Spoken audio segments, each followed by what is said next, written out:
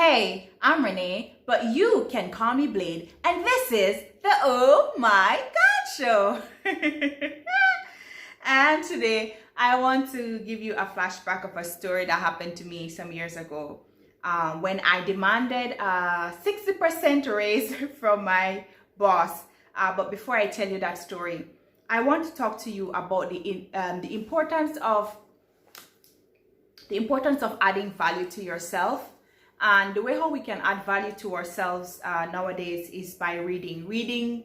Even though we have the internet, we have technology, and it's very helpful. I mean, if it's not for technology, you wouldn't be able to watch my video right now. But I think that we need to remind ourselves that even though that age has become, everything is so modernized, you have to also remember that in order for you to add value to yourself, to add to your education, or to educate yourself, that you need to be reading. And this is something that I kind of neglected over the years, especially after finishing university. You kind of sometimes get swept up into believing that you don't really have to read or study or research or so on as much. But nowadays, like, there's actually many ways that you can improve yourself, improve your confidence, ways of adding value to yourself. Such as by reading. And there are different types of books. For example, if you read romance novels and stuff like that, yeah, it's probably gonna give you some pleasure in the moment, or maybe it depends on how you look at it, maybe it can be even detrimental for your health, for mental health, or something like that. But like, it also depends too on the type of books that you read. Like for me nowadays, I try to read books about finances, or obviously some spiritual related stuff, or something that I think will add some amount of value to my life and stuff like that. Because also, in order for other people to value you, you have to value yourself. And how are you going to value yourself? How are you going to kind of increase your property value? Like, people, when they want to increase the value of their property, they renovate, they paint over, they take out the old kitchen, they put in new kitchen, and so you'd be surprised how much value that puts on the property by them doing those or just generally maintaining your property. And you see how it helps. So I'm just gonna share with you 3 of the books that I have been reading recently. I am not saying I'm recommending them to you. You can read the books that is relevant to your life and to your stage. Now, a friend of mine recently bought me this book. I'm not sure if you can see it. It is called Battlefield of the Mind by Joyce Meyer.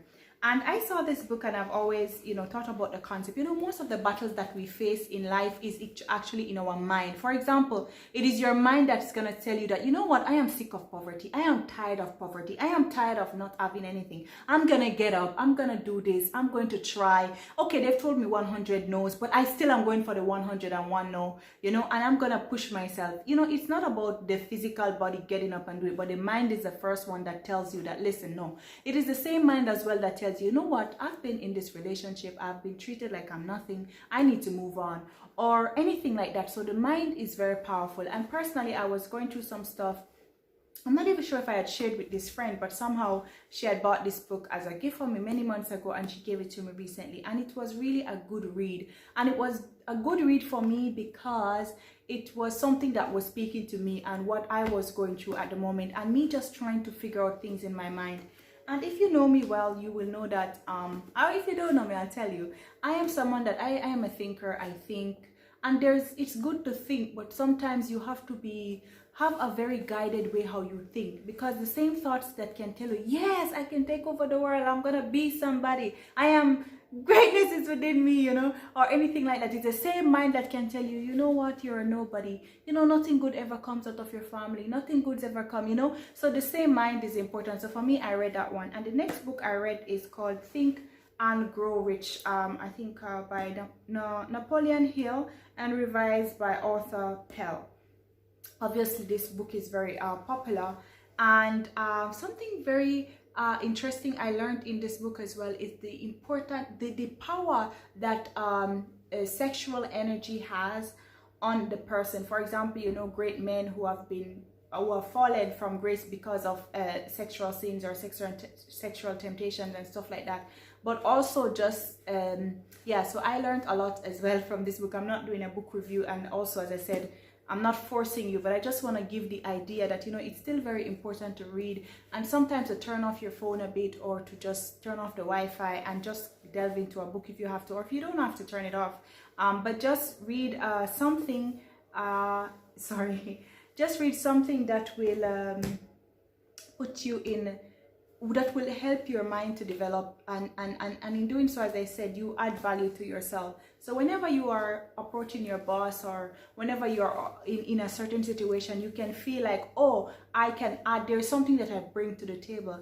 And if you know, nowadays there's so much competition, especially in the job market and everything, and you have to put your best foot forward, and people want to know that, oh, somebody that has something to give. And you know what, I feel like at first I used to think that success is like a buck-up thing, like a surprise thing, but I find out that success is very it actually leaves footprints, it actually leaves marks. And if you want to be successful, you know, almost every successful person that I've listened to, or I've read about, or even audiobooks that I've listened to as well on YouTube, I do listen to audiobooks as well, and it's just like, well, you have to read, and there's the next thing that they say, you have to be able to write down your plans, something that I'm still working on. So I'm not talking to you as somebody who's got it all together, but it's because I have realized that I don't have it all together, and that there's so much gaps in my life and in my mentality as well, and I'm trying to fill these gaps. And you know what,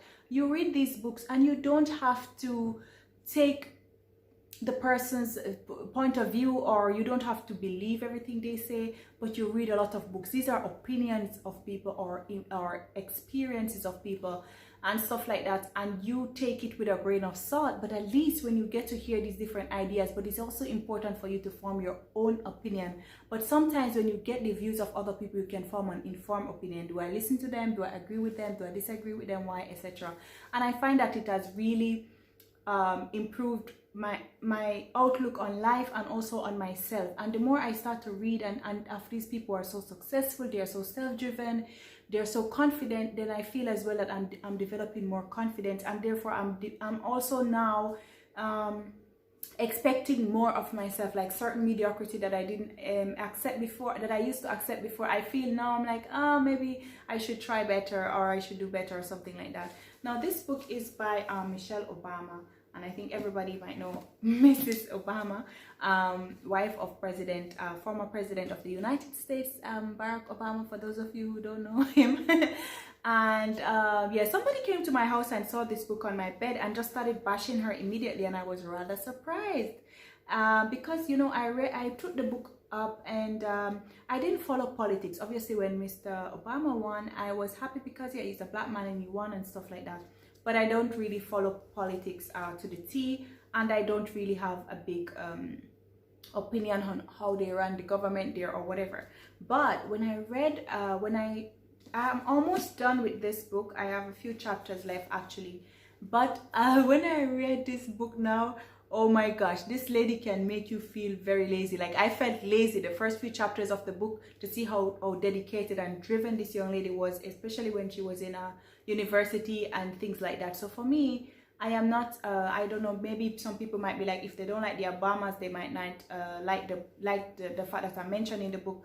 But it's not a political book. I'm almost done with it. It doesn't really show that. It seems like it's a story of people who love themselves, if I will follow the Africans who love themselves.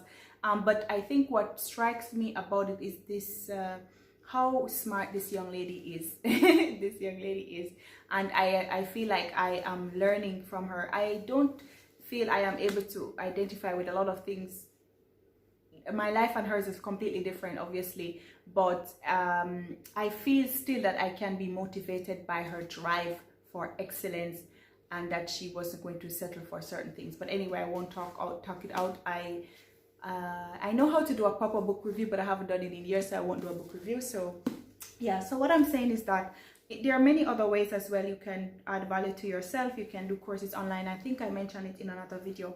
But yes, but before I even got to this phase in my life where I'm like, yeah, you need to start reading more books and stuff. And when I was going to school, I was studying sciences. And when you do sciences, it can take up your whole life to the point where you don't have time to really read other books outside of the sciences. I don't know if it's just me or if other science kids, if you guys experience the same thing.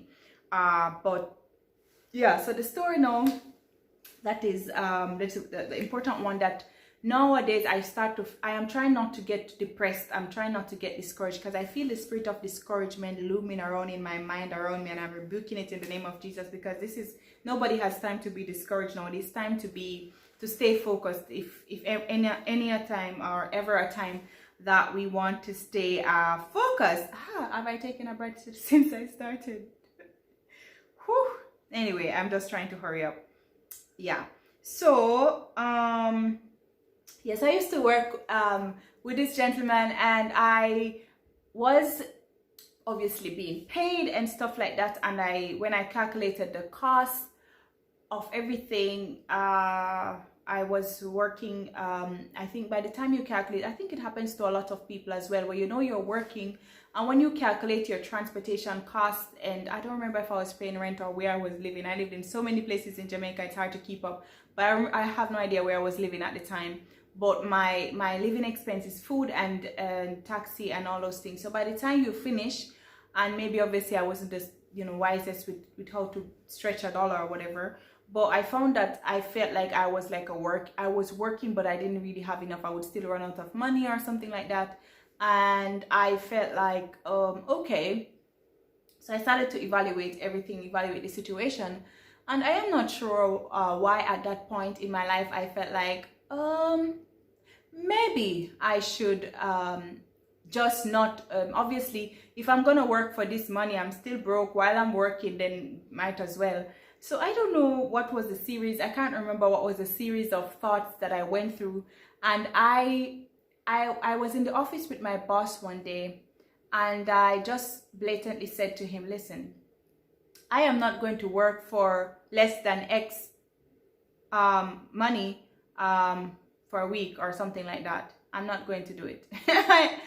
I think I even shocked myself how brave I was. Like, obviously, if you say certain things like this to your boss, then you should also be willing to see the door. There's gonna be consequences. So I'm gonna say, don't try this at home, because if you demand such things, maybe they will say, who are you to think you can come and ask me for more money? Are you even worth anything? But for me, I felt like I should speak up for myself. I should demand what I want.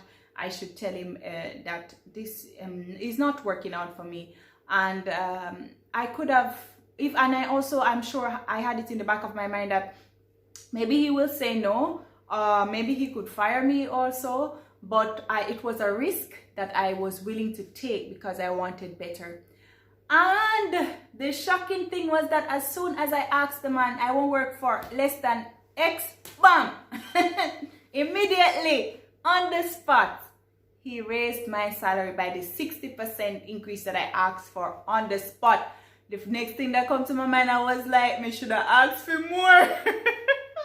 I was like, I should have asked for 100%. Like, why did I cut myself short of these few $1,000s, like Jamaican dollars? Like, why? Why did I do it? But that experience of me asking for what I wanted and me getting it on the spot, and then I had a lot of thoughts in my mind. So he knows what I'm worth. So if I just ask, it shall be given. And stuff like that. And we never really spoke about it again. It was increased immediately. That was it. And I continued working until it was time to go again to another place.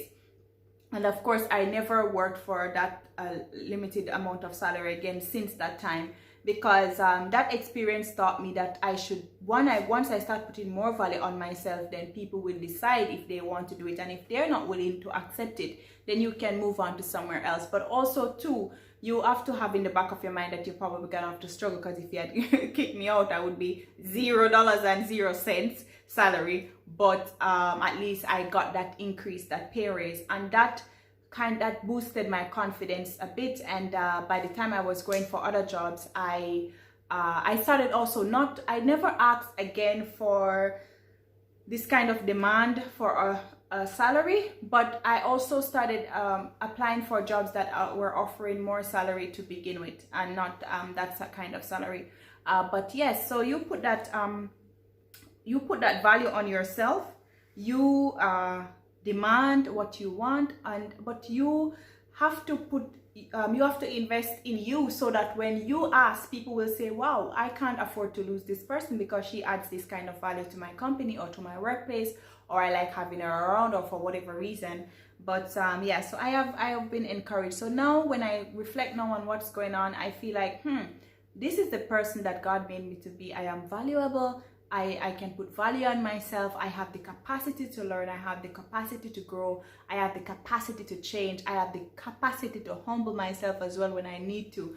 My grandmother always says, suck salt through wooden spoons. So sometimes as well, it's not you going to demand something from the boss or demanding more, but you can, without even physically saying it, your value, as I said, that you placed on yourself can draw these people to be like, no, I can't get rid. If they tell them I'm gonna leave, they're gonna be like, okay, don't leave. And I've had a situation where I wanted to leave a job and they were like, in the end of the day, they didn't want me to leave, and it was kind of a bit like, you know, okay, fine. So it's good to be that person where when you are with someone, they don't want you to leave, they don't want you to move on, and that says a lot about you. And yeah, but you put that value on yourself, and you do the hard work, you do the turn off the TV of the nice comedy movies sometimes, and because I like comedy movies too, but sometimes nowadays I can't watch as much movie as I want, because then I have to get some reading time in, and I have to do some videos, and I have to do stuff that's gonna develop my life in the long run, not for me to sit down and complain that the government is doing this or the government is not doing that, or my family is this or my family is that, or the people in my life is doing this, that, while you're just sitting down and wasting your life away on TV or gossip or anything like that. But invest in things that's going to change your life for good.